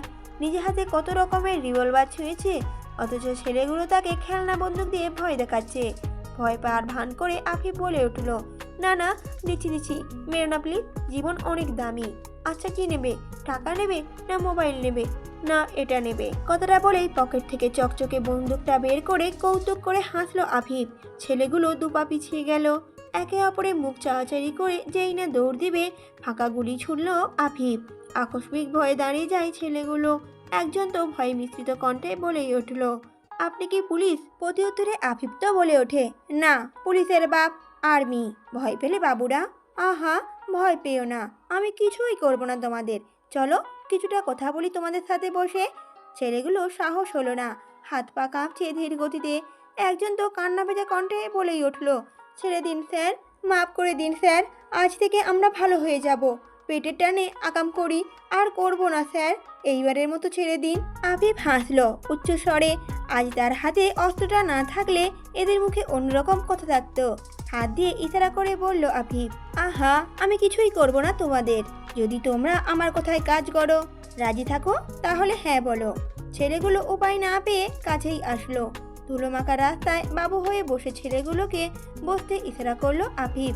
ভয় কাটেনি কারোরই। বসলো সবাই। আফিফ তখন বলে উঠল, ডিল একটাই, আমি যা বলবো তোমাদের তাই করতে হবে, জাস্ট এতটুকুই। আরও কিছুক্ষণ কথা বলল আফিফ তাদের সাথে, বুঝিয়ে দিল নিজের পরিকল্পনা। লোকগুলো অবাক হয়ে তাকিয়েই রইল। এ কেমন লোকের পাল্লায় পড়ল, তাই হয়তো ভাবছে তারা। জেলে যাওয়ার থেকে তো বাঁচতে পারবে, এতেই তারা রাজি। তাই তারা ফট করে বলে ফেলল, আমরা সবাই রাজি। আফিফ মাথা দুলিয়ে হাসলো। গাড়ির দিকে তাকিয়ে ইশারা করতেই জিয়াউল নেমে এলো কিছু কাগজ নিয়ে। ছেলেগুলোর সামনে তুলে ধরে বলল, জিয়াউল বলল, চট করে সাইন করে দাও, আমি আবার কাঁচা কাজ করি না, তোমাদের আমার সামনে লাগবে, আশা রাখছি পাশে পাবো, বিনিময়ে টাকাও পাবে, নো প্রবলেম। তবে বেইমানি করো না, তোমার ভুলের মাসুল তোমার পরিবারকে দিতে হবে, এই যা। লোকগুলো আর না পড়ে সাইন করে দিল যে যার। কাগজগুলো জিয়াউলের হাতে দিয়ে উঠে দাঁড়ালো আফিফ। পরের কাজটা একটু পরেই করবে, তবে আশপাশটা দেখে নেওয়া জরুরি। চারদিকে নজর বুলিয়ে আফিফ একটা কুকুর ছাড়া আর কাউকেই দেখতে পেল না, তাই হাত বাড়িয়ে দিয়ে বলল, নাও এখন তোমরা আঘাত করো, সর্বশক্তি দিয়ে কিন্তু আঘাত করবে। ছেলেগুলো দিশেহারা হয়ে ওর মুখ দেখতে লাগলো। কি হচ্ছে কিছুই বুঝে উঠতে পারছে না। আফিফ সময় ব্যয় করলো না। যে ছেলের হাতে ছুরি ছিল তার হাত ধরে নিজেই নিজের হাত টান দিল। ব্যাস, তাতেই গল গল করে রক্ত পড়তে লাগলো হাত দিয়ে। ছেলেটার হাত কাঁপছে। আফিফ বিরক্ত হলো। এইটুকু কাটা দিয়ে কদিন বা হাসপাতালে থাকতে পারবে? বড় জোর একদিনে তো আর হবে না। ছুরিটা নিজের হাতে তুলে বুক বরাবর কয়েকটা ঘা বসিয়ে দিল, আর তাতেই ব্যথায় চোখ মুখ কুঁচকে নিল আফিফ। শক্তপোক্ত দেহটা নরম হয়ে আসছে। ছল ছল চোখে স্যারের কাজ দেখছে জিয়াউল। অনেকবার না করেছিল স্যারকে এমন করতে। নিজের শরীরের ক্ষতি করে কেউ এমন রিস্ক নেয়? হঠাৎ করে জিয়াউলের মনে হলো হসপিটালে গেলে স্যার তাকে সাথে থাকতে দিবে না, কোনো না কোনো উপায়ে বাড়ি পাঠিয়ে দেবে। তবে যে বড় স্যারকে সে কথা দিয়েছিল। আবেগের বশে জিয়াউল ঠিক আফিফের মতোই কাজ করে বসলো। আফিফের হাত থেকে ছুরিটা নিয়ে কাঁধ বরাবর টান দিল। ব্যাস, হাতের কাঁধ বরাবর ছুরিটা চালাতেই রক্ত ঝরঝর করে পড়তে লাগলো। আর জিয়াউল মুচকি হেসে বলল, ক্ষমা করবেন স্যার, পাতালেও আপনাকে আমি একা ছাড়ছি না। চরমভাবে হতাশ হলো আফিফ। দুজনেই চেতনা হারালে গাড়ি চালাবে কে? জিয়াউলকে কষিয়ে একটা থাপড় দিতে ইচ্ছে হলো, কিন্তু আফিফ ইচ্ছেটাকে চুপচাপ হজম করে গাড়িতে বসে পড়ল। যত দ্রুত সম্ভব হাসপাতালে পৌঁছাতে হবে, ব্লিডিং হচ্ছে খুব। গাড়িতে উঠতে না উঠতেই ছেলেগুলোর দিকে তাকিয়ে বলে উঠল আফিফ, আমার লোকদের নজর তোমাদের উপর 24 ঘন্টায় থাকবে। লুকিয়েও বেইমানি করবে না, মারা পড়বে তাহলে কিন্তু।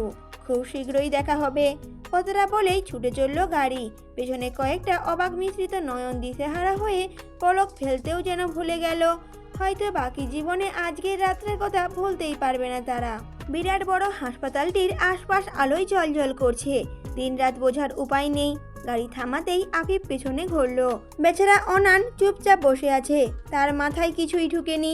তখন আফিফ নিম্নস্বরে বলে উঠল অনানকে, অনান, তুমি নিজেকে কিছুটা এলোমেলো করে নাও, যেন ধস্তাধস্তি করে এসেছো তুমি। ঠিকঠাক অভিনয় না পারলে এসো না, আমি গেলাম। জিয়াউলের চোট কম লাগায় দৌড়ে এসে আফিফকে ধরল সে। কাঁধে ভর করে ছুটে চলল ভিতরে। অনান নিজেও এক ছুটে গাড়ি থেকে বের হয়ে এলো। শাড়ি পরে তার এমনিতেই নাজেহাল অবস্থা, নতুন করে আর কি করবে? আফিফের এক হাত আঁকড়ে ধরে রিসেপশনে যেতেই চিৎকার করে বলে উঠল। রিসেপশনকে বসা মেয়েটি উঠে দাঁড়ালো। রাত করে এমন কেস তেমন আসে না। এগিয়ে এসে তিনজনকে দেখে বলে উঠল রিসেপশনের মেয়েটি, এ তো পুলিশ কেস, লিখিয়েছেন থানায়? জিয়াউল তখন বলে উঠল, অবশ্যই ম্যাডাম, লিখবো না কেন? ছিনতাইকারী থেকে কোনো রকম বেঁচে ফিরে আমাদের আগে পুলিশ স্টেশনে যাওয়া উচিত ছিল।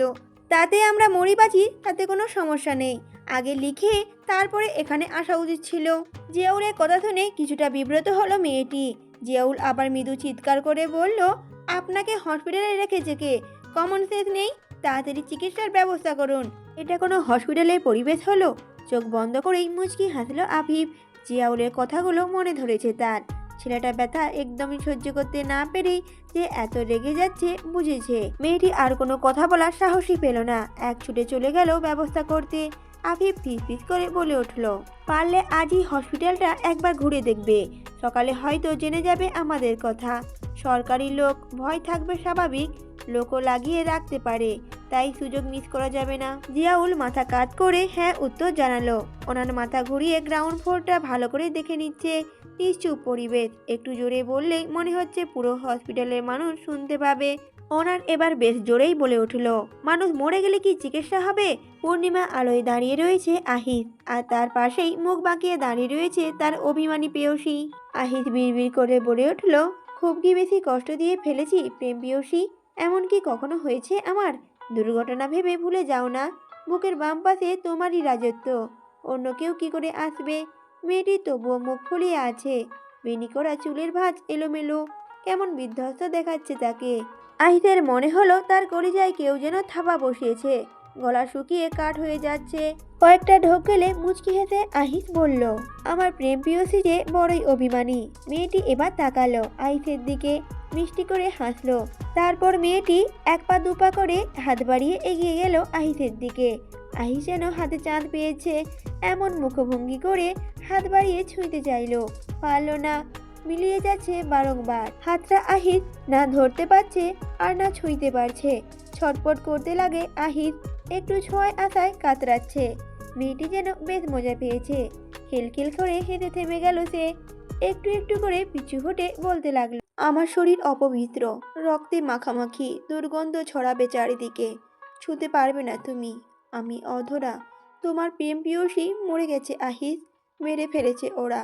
কত আকুতি করেছি, সহস্র ফোঁটা জল ফেলেছি, শুনেনি আহিত, কেউ শুনেনি, ঝাঁপিয়ে পড়েছে, আমাকে একটু একটু করে তোমার থেকে দূরে করে দিয়েছে আহিত। আজ আমার রাজত্বে অন্য কেউ মুখ বুঝেছে আহিত, বড্ড ব্যথা গো, শরীর চলে যাচ্ছে, আমাকে মুক্তি দাও আহিত, মুক্তি চাই আমি, তোমার কল্পনা জগৎ থেকে মুক্তি দাও আহিত।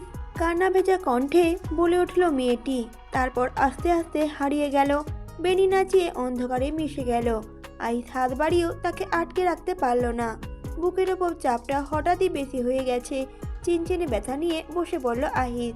পুরুষ মানুষ নাকি কাঁদতে পারে না, তাদের কাঁদতে নেই, মানুষ যে হাসবে, এখানে তো কেউ নেই, সে কাঁদলে খুব কি বেশি উপহাস পাবে সে?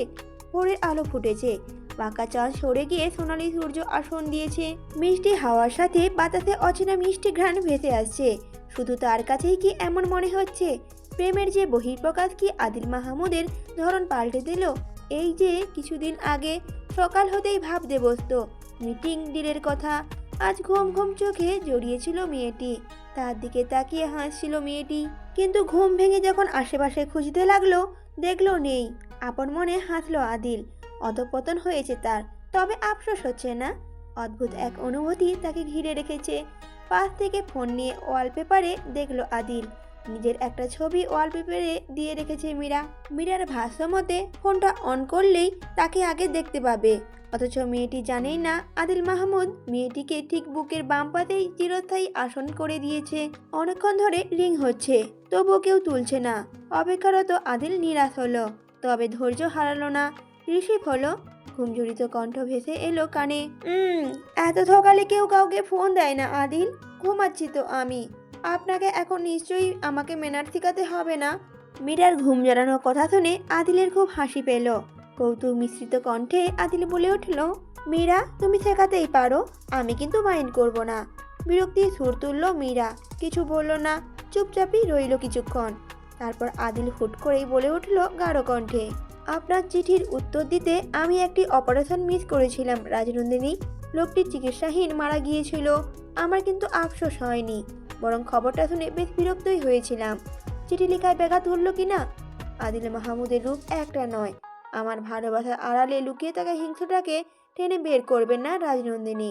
আমার ভালোবাসার থেকে স্বার্থরতা বেশি, কিন্তু একটু একটু করে বেলা বাড়ছে, সূর্যের তেজ ও সময়ের সাথে পাল্লা দিয়ে বেড়ে চলেছে। ভাবসা গরমে শুয়ে থাকাও অস্বস্তিকর।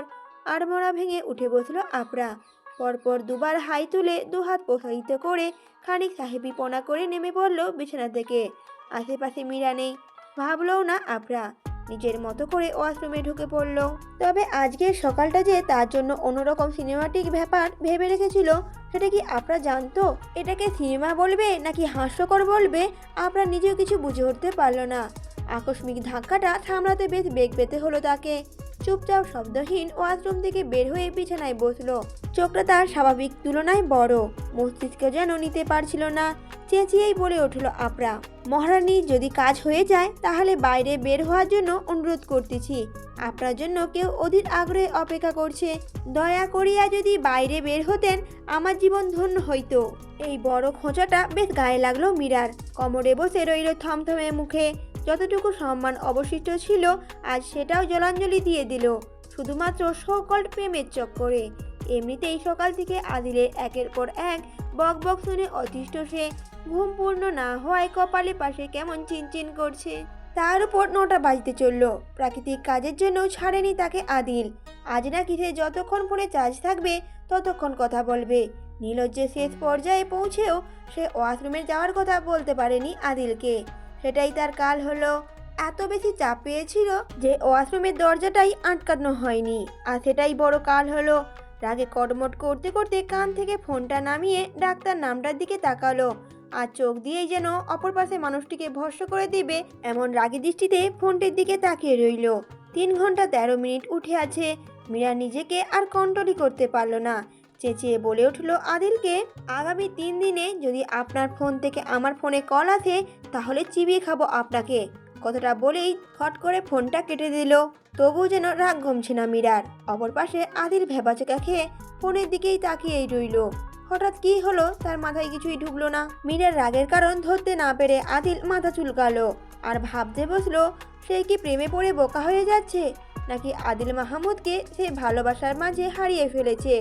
এমন করলে যে খুবই বিপদ। প্রিয়জনের জন্য হলেও তাকে যে ঠিক থাকতে হবে ভেবে অন্যমনস্ক থেকেই ফ্রেশ হতে চলে গেল আদিল। অপরদিকে মীরা ফ্রেশ হয়ে বাইরে আসলো, মাথাটা কিঞ্চিত নত করে। আপরা চোখে চোখ মেলাতেও পারছে না বলেই হয়তো এই পন্থা। আপরা মীরাকে দেখেই হাত মুষ্টিবদ্ধ করে নিল। দাঁতে দাঁত চেপে কৌতুক কণ্ঠে বলে উঠল আপরা, তা প্রেমিকার কি প্রেম শেষ হলো? তা বেশ বেশ, আপনাদের দেখেই আজকালের যুবক যুবতীরা প্রেম শিখবে, শেখা উচিত। আপনাদের প্রেম তো লাইলি মজনুর প্রেমকেও হার মানাবে। আর যাই হোক, তা তো আর কমরে বসে প্রেম করার সাহস করেনি যাহা আপনি করিতেছেন। লাজবাব লাজবাব। মীরা কেমন লজ্জায় কুকড়ে গেল আপনার কথা শুনে। অপরাধীর মতো নত করে রাখলো মাথাটা, আর একটু নত করে মৃদু কণ্ঠে বলল, এরকম কিছুদিন সহ্য করে নিতে হবে, কিছুই করার নেই। কটা দিনই তো। প্রতি উত্তরে আফরা বলে উঠল, ও হ্যাঁ, আমি তো ভুলেই গিয়েছিলাম, আপনাদের প্রেম তো কটা দিনের। তা আর কোথায় কোথায় গিয়ে কথা বলবেন? রাগী কণ্ঠ আর নেই আপনার, কথা সুরে অন্যরকম দুষ্টুমির ছোঁয়া। মীরা সহজ হয়ে আপনার পাশে বসলো, 2 হাত প্রসারিত করে বিছানায় গা এলি দিয়ে বলল, মীরা, খুব যে চাপেই ছিলাম, উপায় ছিল না। যাই হোক, বের হবি এখন? আপরা বলে উঠল, গ্রামে যাব একটু, বোনকে কতদিন দেখি না, আঁখি মেয়েটাকেও হাতে নাতে ধরবো। তখন মীরা বলল, ধরে কিছুই হবে না, ওর মুখ খুলবে না। বড় জোর চাপ দিলে ওড়নার কোণে বেঁধে রাখা বিশেষ চিঠি গলায় ঢেলে দেবে। বরং তুই ওকে আমার হাতে ছেড়ে দে, আমার লোক দেখে নেবে। আপরা অবাক দৃষ্টিতে তাকিয়ে আলো মীরার দিকে, কিছুটা সন্দেহ মিশে রয়েছে। তীক্ষ্ণ গলায় বলল আপরা, তুই কিছু লুকাচ্ছিস আমার থেকে? পরিণাম কিন্তু খারাপ হবে মীরা। মুচকি হেসে উঠে বসলো মীরা। আলমারি থেকে কাপড় নিয়ে ওয়াশরুমের দিকে যেতে যেতে আপনাকে উদ্দেশ্য করে বলল, তা কেমন পরিণাম তা না হয় ভবিষ্যতে ঠিক করুক। খিদে পেয়েছে, নাস্তা তৈরি কর, আমি 2 মিনিটেই আসছি। কথাটা বলেই চলে গেল মীরা। আজ ঠিক সময়ে অফিস যেতে চেয়েছিল বলে মনে হয় এতটা দেরি হলো আদিলের। ব্যস্ত পায়ে এদিক ওদিক ছুটোছুটি করে রেডি হচ্ছে আদিল। কোনো কিছুই আজ হাতের কাছে পাচ্ছে না। আজ গোছানো ঘরটা কেমন এলোমেলো লাগছে তার কাছে। মনটা বলছে ঘর গোছানোর জন্য হলেও কাউকে তার দরকার। সেই কাউকের মধ্যে মীরার মুখশ্রীটা কল্পনাও করে নিয়েছে। নিজের এমন ভাবনায় মুচকি হাসলো আদিল। মীরা তার কাছে 1 মাস সময় চেয়েছে, ঠিক পরের মাসে 21 তারিখ সম্পূর্ণ তার হয়ে যাবে সেটা কথা দিয়েছে। মেনে নিয়েছে সে। খুব তাড়াতাড়ি আপন করার মনোবাসনাকে গোপন করে সায় দিয়েছে। এখন মনে হচ্ছে জোর করে কাজী অফিসে নিয়ে গেলেই হতো, আর এত ঝামেলায় পোহাতে হতো না। বাম হাতে ঘড়িটা জড়িয়ে গাড়ির চাবিটা হাতে নেবে ঠিক তখন ব্যাঘাত ঘটল। টুং টুং শব্দে ফোনটা বেজে উঠল। তখন শান্ত ভঙ্গিমায় ফোনটা তুলে হ্যালো বলার আগেই অপর পাশের মানুষটি চাপা উৎকণ্ঠাকে লুকিয়ে শান্ত স্বরে বলে উঠল, বস, আমি মতিন বলছি। কাল ম্যাডাম একটা মেয়েকে তুলে আনতে বলেছিল, এনেছিলাম। কথা ছিল সকালে আসবো আমরা। এসে দেখি ম্যাডাম মাটিতে পড়ে আছে, মেয়েটি নাই। আপনি একটু আসবেন? না মানে আপনি তো মরে গেলেও ম্যাডামের গায়ে হাত দিতে না করেছেন, তাই বললাম। কথাটা শুনেই ভীষণভাবে বিচলিত হলো আদিল। খাবারহীন পেটটা কেমন গুলিয়ে উঠল তার। বুকের ওপর বিশাল বড় চাপ অনুভব করলো সে। যথাসম্ভব নিজেকে শান্ত রেখে বলে উঠল আদিল, কোথায় আছো তোমরা? তখন মতিন বলে উঠল, পুরনো গোডাউনে বস, 2 নম্বরে। আদিল জবাব দিল না। পট করে ফোনটা কেটে দিয়ে বিছানায় বসে পড়ল। কপালে রগ ফুলে যাচ্ছে। কোনো রকম উঠে দাঁড়িয়ে ছোট ছোট পা ফেলে বাইরে এলো। আদিল গাড়িতে বসে খুব জোরে দম নিল আর বিড়বিড় করে বলল, আমার সুখ, আমার খুশি কেন যে পৃথিবীর সহ্য হয় না, আজও তাই প্রমাণ পেল। গাড়ির স্পিড এতটা বাড়িয়ে দিল যে অন্যান্য গাড়িগুলোকে টক্কর দিয়ে পেছনে ফেলে গাড়ি এগিয়ে চলল। জনমানবহীন সরু রাস্তায় ঢুকে স্পিড কমিয়ে দিল। গাড়ি গিয়ে থামলো গোডাউনের সামনে। নেমে পড়ল আদিল। একটু আগে যে এলোমেলো আদিল ছিল, এখন তাকে দেখে বোঝা যাবে না। এক গম্ভীর কঠোর আদিল গোডাউনে ঢুকে পড়তেই লোকগুলো মাথা নত করে নিল যে যার। জবরদস্তি সম্মানটা ধরে রাখলো আদিল। ধুলোর উপর নাদিয়াকে এভাবে গুটিসুটি মেরে শুয়ে থাকতে দেখে কিছুটা চমকালো আদিল। এর আগে এতটা বিধ্বস্ত মেয়েটিকে দেখেনি কখনো। না চাইতেও আদিলের কঠোর মুখশ্রীটায় ব্যথার ছাপ ফুটে উঠতে লাগলো। প্রকাশ পাবে বলেই হয়তো। লোকগুলোকে ইশারা করে চলে যেতে বলল আদিল। ইশারা পাওয়া মাত্রই মাথা নত রেখেই লোকগুলো এক এক করে চলে গেল। আদিল গিয়ে নাদিয়ার পাশে বসলো। মৃদু কাপা হাত মাথায় রাখতেই চমকে উঠল। হাতটা সরিয়ে নিল আদিল।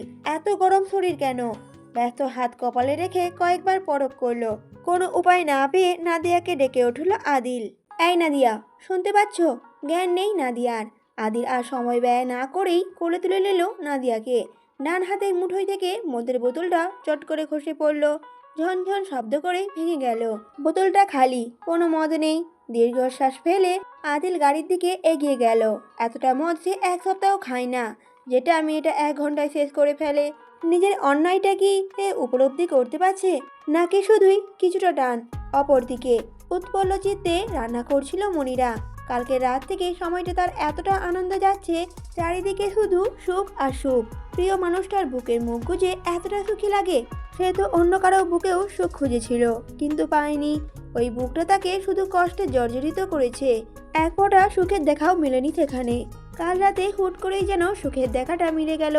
মনিরা আপন মনে ভাবনায় ব্যাঘাত ঘটল কারণ নরম কণ্ঠস্বরে। আহিত বলে ওঠে, অজ্ঞান হওয়ার নাটক করে ঠিক করনি তুমি মেয়ে।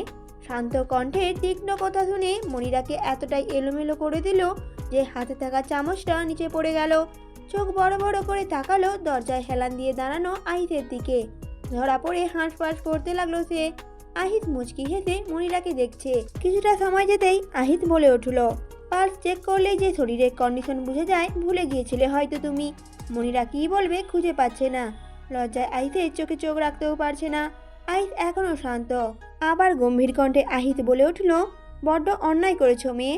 আমি আহিত এতটাও সস্তা নয় যতটা তোমরা দুজন নামিয়ে এনেছো। তোমার জীবনে এই ভুলটা 10 বছরের ক্ষতর থেকেও তিক্ত হবে। দেখে নিও মেয়ে। কথাগুলো মনিরাকে বলেই দাঁড়ালো না আহিত। হনহন করে বাড়ির বাইরে চলে গেল। মনিরা স্তব্ধ হয়ে দাঁড়িয়ে রইল একা। কেউ নেই তার পাশে। চারপাশে এত দূর কোথায় গেল? নেই, কোথাও নেই। গাল বেয়ে জলের ধারা নেমে আসতেই মৃদু কেঁপে উঠল মনিরা। রান্নাটা সেভাবেই রেখে প্রাণপণে দৌড়াতে লাগলো। এখন যে একমাত্র ভরসা সাহেলা বেগম, সেই পারবে তাকে এই ক্ষত থেকে ছাড়িয়ে তুলতে। না হলে এবার যে তার জীবনের সর্বনাশ হয়ে যাবে। বাঁচবে কি করে সে? 2 নম্বর গলিতে ঢুকেই চোখ মুখ কুঁচকে নিল আপরা। এখন সে ভুল পথে চলে আসেনি তো? সে তো ঠিকই খবর রেখেছিল, তবে বিভ্রান্তিতে পড়ছে কেন? গলির শেষ মাথায় গিয়ে আপরা নাকের পাটাতন ফুলে উঠল। আজ সে কিরকম ছেলে মানুষই কাজ করেছে। সরাসরি রাস্তাটা ধরে আসলেই তো বাড়িটা পেয়ে যেত। একে তো সময় নষ্ট, তার উপর কতটুকু পথ সে হেঁটে অযথা সময় নষ্ট করলো। মেজাজ চটচটে হয়ে এলো তার। সিদ্ধান্ত নিল আজ যাবেই না। পর মুহূর্তেই ভাবলো বাড়ির সামনে এসেও ফিরে যাওয়া উচিত নয় নিশ্চয়ই। দুটো নিয়েই রাস্তা পার হলো আপরা। ছোটখাটো বাড়িটা বেশ সুন্দর। বাড়িটির কাছে এসে হাত বাড়িয়ে দরজায় টোকা দিল। পরপর কয়েকবার টোকা দেওয়ার পর ভেতর থেকে পায়ের শব্দ ভেসে এলো। কেউ এগিয়ে আসছে বোধহয়। আপরা অপ্রসন্ন দৃষ্টিতে তাকিয়ে রইল সেদিকে। তবে দৃষ্টিটা ততক্ষণ রইল যতক্ষণ সে কামিনী বেগমকে আসতে দেখলো। মহিলাকে দেখেই দৃষ্টিটা স্বাভাবিক হয়েছে। কামিনী বেগম দরজা খুলে আপরাকে দেখেই অবাক হলেন। পর মুহূর্তে হেসে উঠলেন আর আপরার হাতটা ধরলেন আঁকড়ে। বিচলিত হলো আবরা, কিছু বলল না। মহিলার চোখ মুখে যে খুশি দেখেছে, এখন কিছু বলতেও দুবার ভাবতে হবে তাকে। কামিনী বেগম আবরাকে নিয়ে সরাসরি নিজের ঘরে গেলেন। আবরাকে বিছানায় বসিয়েই ক্ষান্ত হলেন না, ছুটে এলেন রান্নাঘরে। শুকনো কিছু খাবার নিয়ে আবরার সামনে রেখে সম্মুখে বসলেন। মিষ্টি হেসে জানান দিলেন তার খুশির বার্তা। আবরা কিছুক্ষণ অবাক হয়ে তাকিয়ে হেসে বলল, আমি এইমাত্র খেয়ে এসেছি মিসেস কামিনী বেগম, পেটের একটুও খালি নেই। চোখ রাঙিয়ে তাকালেন কামিনী বেগম, চোখ দিয়েই যেন মুখের ভাষা প্রকাশ করলেন। কতটা সময় হয়ে গেছে, এখনো পেটে কিছুই রয়েছে? আবরা আর কোনো কথা বলল না। সে তো আর এমনি এমনি আসেনি, প্রয়োজন ছাড়া তো কোথাও যাই হয়ে ওঠে না আজকাল। আবরা মুখে কিছু খাবার তুলে এদিকে ওদিকে তাকিয়ে দেখলো আশেপাশে কেউ নেই। কামিনী বেগম হয়তো বুঝেছেন, তাই পাশ থেকে নোটপ্যাডটা নিয়ে কিছু লিখলেন তাতে। আবরার সামনে তুলে ধরতেই দেখলো আবরা, আফিফ জিয়া হসপিটালে, তুমি কিছু দরকারে এসেছো? তখন আবরা ভ্রুকুচকে তাকালো। কামিনী বেগম মুচকি হেসে আবার লিখলেন। তাতে লেখা ছিল, ছিনতাইকারী ধরেছিল, চোট পেয়েছে হালকা, ফোন দিয়েছিল আফিফ, আমাকে বাড়ি থেকে বের হতে না করেছে। আবরা কথাটা শুনেই উঠে দাঁড়ালো। আবরা চিন্তার ভাব দেখে কামিনী বেগম ঠোঁট টিপে হাসলেন। হাসির কারণ খুঁজে পেল না আবরা, তাই অস্থির কণ্ঠে প্রশ্ন করলো, আমার সাথে যাবেন? চলুন। সহজ সরল কথাটা শুনেই মুখের হাসি মিলিয়ে গেল কামিনী বেগমের। ভয়ে কুঁকড়ে গেল কামিনী বেগম, চোখ বড় বড় করে আবরার দিকে তাকিয়ে রইলেন। এত দ্রুত মাথা নাড়িয়ে না বুঝলেন যে আবরা কিছু বলার সুযোগই পেল না। তাই আবরা কামিনী বেগমকে ছেড়ে দিয়ে বাইরে বেরিয়ে এলো। সন্দেহে তীরটা তার ঠিক জায়গায় পৌঁছেছে কিনা ধরতেই সে তাড়াহুড়ো করে পা চালালো। এত বড় অফিসারকে রাস্তায় ছিনতাইকারী জখম করেছে, ভাবতেও একটা মিথ্যের আবাদ পেল আবরা। 3টে বেড পাশাপাশি, 2জন পুরুষ 1জন মহিলা শুয়ে আছে। ঘুমে বিভোর, গভীর নিঃশ্বাসের শব্দ ঘরময় ছড়িয়ে আছে। জানালার পর্দাটা এখনো সরানো হয়নি, ভেতর থেকে দরজা বন্ধ। নার্স কয়েকবার এসেছিল, ডেকে গেছে, আলসামিতে দরজা খুলেনি কেউ। গলা উঁচিয়ে নিজেদের ঠিক থাকার কথা ইঙ্গিত দিয়ে আবার ঘুমিয়ে পড়েছে তারা। হঠাৎ দরজা ধাক্কানোর শব্দ, আফিফের ঘুম কিছুটা নড়বড়ে হয়ে এলো। পিট পিট করে চোখ খুলে হাতে থাকা ঘড়ির দিকে তাকালো। 11টা বেজে গেছে। খানিকটা চমকালো, কাল রাতে ঘুমায়নি সে। প্রাথমিক চিকিৎসা নিয়ে বেশ কয়েকবার হসপিটালটা রাউন্ড দিয়েছে, সন্দেহজনক কিছুই চোখে পড়েনি তার। তবে আফিফ একটুও হতাশ হয়নি।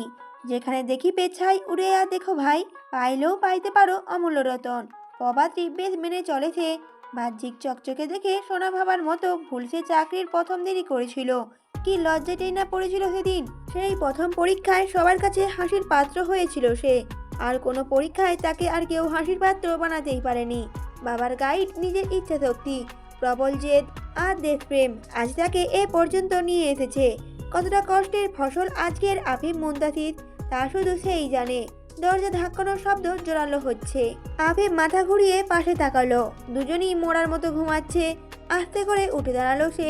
হাতের ক্ষতটা তেমন না হলেও বুকের ক্ষতটা গভীর ছিল। উত্তেজনা বশত একটু জোরেই ছুরিটা চালিয়েছিল। দরজা খুলতেই হুড়মুড় করে 3জন পুলিশ ইউনিফর্ম পরা লোক ঢুকে পড়ল। একজন তীক্ষ্ণ কণ্ঠে বলে উঠল, এতক্ষণ লাগে দরজা খুলতে? মরে গিয়েছিলেন?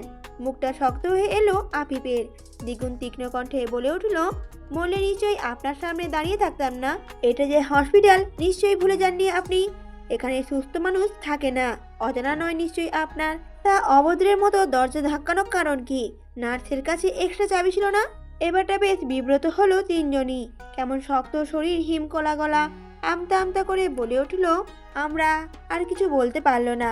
তখন নোমান ভিতরে আসে আর বলে ওঠে, এতে জানা বা বুঝার পরিধি বেশি থাকলে আমার স্থানে থাকতো নিশ্চয়ই, নিচুতে নয়।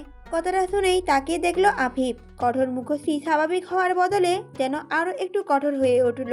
এই তুচ্ছ কারণে প্রচন্ড রেগে গেল। আর মনে মনে বলল, এই ছেলেটাকে শুধু মাত্র আপনার পাশে রিস্কায় দেখেছিল বলে এতটা রাগ হচ্ছে কেন? এখন সে কি টিনেজারদের মতো ব্যবহার করছে? সর্বনাশ! যত দ্রুত সম্ভব নিজেকে স্বাভাবিক করে নিল আফিফ। তখন নোমান বলে উঠল, আমি ইন্সপেক্টর নোমান, থানার বড়বাবু। অনেকদিন হলো ছিনতাইকারী গ্যাংস্টারে ধরার পরিকল্পনা করছি, সুরা হচ্ছে না কোনো। সকালে হসপিটাল থেকে ফোন এলো, চলে এলাম। আপনার সাহায্য লাগবে। হ্যান্ডশেক করার জন্য হাত বাড়িয়ে দিল নোমান। আফিফ অনিচ্ছা সত্ত্বেও হাত বাড়িয়ে বলল, আমি কিভাবে সাহায্য করব বলুন? তাদের মুখ কালো কাপড়ে ঢাকা ছিল, কাউকেই দেখিনি আমি। হতাশা শ্বাস ফেলল নোমান।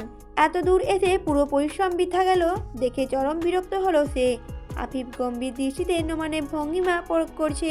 নোমান হুট করে কনস্টেবলের হাত থেকে বাজেয়াপ্ত করা বন্দুকটা আফিফের সম্মুখে তুলে ধরে বলল, চিকিৎসাহীন আপনার কাছে পেয়েছে, লাইন শেষ আছে। আফিফ হাত বাড়িয়ে বন্দুকটা নিজের হাতে নিয়ে প্যাকেট থেকে মুক্ত করলো। কালকের উত্তেজনায় খেয়ালই করেননি বন্দুকটা তার খুবই প্রিয়, যেখানেই যাক সেখানেই নেওয়া চাই। বন্দুকটিকে ভালো করে পরখ করে বলে উঠল, বাম পকেটে থাকা বন্দুকের ব্যাপারে খোঁজ দিয়েছে, ডান পকেটে থাকা আইডির কোনো খোঁজ দেয়নি। তীক্ষ্ণ কণ্ঠে প্রশ্নটা ছুড়ে দিয়ে উত্তরে অপেক্ষা করলো না আফিফ। ফের হতাশ কণ্ঠে বলে উঠল, না, বাহ্যিক সুনাম হিসেবে হসপিটালের সার্টিফিকেট একদম নিম্নে। সচেতনতার অভাব তো রয়েছেই, সবচেয়ে বেশি যেটা রয়েছে সার্ভিস দিক না দিক, 2 হাত ভরে টাকা নেওয়ার ধান্দা রয়েছে বেশ। নোমানের কুচকানো ভ্রুর দিকে তাকিয়ে মুচকি হাসল আফিফ। ডান পকেটে থাকা আইডির কার্ডটা বের করে বলল, জেনারেল আফিফ মুনতাসির, সেনাবাহিনী নিবাস, ঢাকা। আশা রাখছি আর কোনো প্রশ্ন নেই, এবার আসতে পারেন। জেনারেল শব্দটা কর্ণকুহরে পৌঁছানো মাত্রই নোমান সম্মানের সহিত স্যালুট দিল। আফিফ ঘাড়কত করে মুচকি হাসল। এত কিছুর মধ্যে ওনার ঘুম থেকে উঠে বিষয়টা নিশ্চুপভাবে দেখছে, তবে এত কিছুর মাঝেও জিয়াউলের ওঠার কোনো নাম নেই। নোমান মাথা নাড়িয়ে চলে আসতে নিবে, তখন দরজায় দাঁড়িয়ে মেয়েলি কণ্ঠে কেউ বলে উঠল, আসতে পারি? অনুমতির জন্য অপেক্ষা করেনি আপরা, ভেতরে ঢুকে অপেক্ষা করছে কারো কণ্ঠস্বর শোনার জন্য। তবে বিষয়ে রেস্টটা একটু বেশিই বোধ হয়। আপরা বিরক্তির শ্বাস ফেললো। রুকুচিয়ে সামনে তাকাতেই নোমান অবাক মিশ্রিত কণ্ঠে বলে উঠল, আপরা আপনি? আর চোখে দেখলো আপরা। মিস শব্দটা বাদ দেওয়ায় নিজের কাছে কেমন লাগলো। ভাবলেস কণ্ঠে বলে উঠল আপরা, কেন আশা বাড়ন নাকি? নোমান মুচকি হাসলো। তেরা কথা যেন ঠোঁটের কোণে লুকিয়ে থাকে। মেয়েটির বিবশ কণ্ঠে বলে উঠল, এত তাড়াতাড়ি আপনার দর্শন পাবো ভাবিনি, গুড লাক। নোমান বলল, এত তাড়াতাড়ি আপনার দর্শন পাবো ভাবিনি, গুড লাক। নোমান টের পেল এতক্ষণে তার বিরক্তি, রাগ, খারাপ লাগা সব একটুতেই পালিয়ে গেছে। সেসবের পরিবর্তে স্থান করে নিয়েছে ভালোবাসা, মুগ্ধতা। মেয়েটা তার প্রশান্তির কারণ হয়ে ধরা দিচ্ছে। কারণ বিচলিত হলো না নোমান, সাদরে গ্রহণ করলো তার পরিবর্তনটা। আপ্লুত কণ্ঠে বলল নোমান, তা কেন এসেছেন আপরা? চোখ ছোট ছোট করে নোমানের ভঙ্গিমার পরিবর্তন দেখছে আপরা। ঠিক সুবিধা লাগছে না লোকটাকে। দুপা এগিয়ে তীক্ষ্ণ কণ্ঠে বলে উঠল আপরা, কেন দেখতে পাচ্ছেন না পিকনিক করতে এসেছি। হাসি পেল আফিফের। এতক্ষণ গম্ভীর মুখে দুজনকে পরখ করছিল সে। ভাবছিল কেমন পরিচিত তারা। তবে আপরা বিরক্তির কণ্ঠস্বর বিষয়টি বুঝতে আর সময় লাগেনি তার। সূক্ষ্ম খোঁচাটা আফিফের সামনে হজম করে নিল নোমান। অস্বস্তিতে পড়ে গেল সে। থমথমে মুখে কিছু বলবে পূর্বেই আফিফ বলে উঠল, আমার অতি পরিচিত মিস্টার নোমান, আপনি এখন আসুন। চমকিত দৃষ্টিতে তাকালো নোমান। অতি পরিচিত বলতে কি বোঝাতে চাইলো ঠিক ধরতে পারল না। তবে তাকে যে তৃতীয় ব্যক্তি ধরেই আসন শব্দটি ব্যবহার করেছে তা বেশ বুঝতে পারল। তার মাথায় এই মুহূর্তে ঢুকলো না সে সত্যিই সম্পূর্ণ অপরিচিত। তার সামনে কুশল বিনিময় ছাড়া অন্যান্য দরকারি কথা বলা যায় না। অপমান মনে করে থমথমে মুখে নিয়ে বেরিয়ে গেল নোমান। সবকিছু বিষাদ লাগছে। তবে কি সে খুব বেশি দেরি করে ফেললো? নোমান চলে যেতেই গাম্ভীর্য পায়ে দরজায় এসে দাঁড়ালো আফিফ। অতি সন্তর্পণে দরজাটা লাগিয়ে দিয়ে নিজ পেটে এসে বসলো। বেডের পাশে রাখা টুলে বসতে বসতে আপরা কিছুটা কৌতুক করে শুধালো, অতি পরিচিত? আফিফ তখন বলে উঠল, যার বেনামি চিঠি পেয়ে আফিফ মুনতাসির ঢাকা থেকে বান্দরবান চলে এলো, সে অতি পরিচিত নয় বলছেন? আফিফের কথা শুনে বিনয়ী হাসলো আপরা। আফিফ মুনতাসির আদিল মাহমুদ, দুটো ব্যক্তি গিয়ে পাশাপাশি দাঁড় করিয়ে ভাবতে বসলো। কোথাও একটা মিলে যায় বিচলিত ভাবহীন দুটো ব্যক্তিত্ব। দুজনকে আগুনে ঠেলে দিলেও তারা চিৎকার চেঁচামেচি কিছুই করবে না, বরং সহানুভূতি আশাও করবে না। নিজ বুদ্ধিতে বাঁচার চেষ্টা করবে, না হয় গাম্ভীর্য ধরে রেখেই মৃত্যুকে বেছে নেবে। প্রতিপক্ষের সামনে আপস শব্দ যেন তাদের সাথে যায় না। আবার হুট করে আপনার লক্ষ্য করলো দুজনের মাঝে অনেক মিল। আফিফ মুনতাসিরের হৃদয় নির্মল এক হাসিতে ভরা। পাত্রভেদের নির্মল হাসিটা ছড়িয়ে দিতে নিজ ব্যক্তিত্ব ধরে রাখতে বেশ সচেতন। কিন্তু আদিল মাহমুদ একরোখা কঠোর, জেদি, নির্দয়। যদিও এই দুদিন বেশভূষায় বেশ পরিবর্তন এনেছে, সেটা যে নিজের স্বার্থের টানেই তার থেকে ভালো কে জানে। ভাবুক আপনাকে গম্ভীরভাবে পর্যবেক্ষণ করছে আফিফ। মেয়েটা যে তার দিকে তাকিয়েও যেন তাকিয়েই নেই, অন্য কোথাও রয়েছে যেন মন। মেয়েটাকে দেখতে বেশ ভালোই লাগছে। হৃদয়ে গভীরে সুপ্ত এক আনন্দ খেলা করছে। বিশেষ পাত্তা দিল না আফিফ। পথ থেকে বেঁকে যাওয়া সে শিখেনি।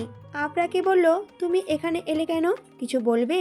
আফিফের কথা শুনে চেতনায় ফিরল আফরা আর বলল, ও হ্যাঁ, আপনাদের নাকি ছিনতাইকারীরা আক্রমণ করেছিল রাস্তায়।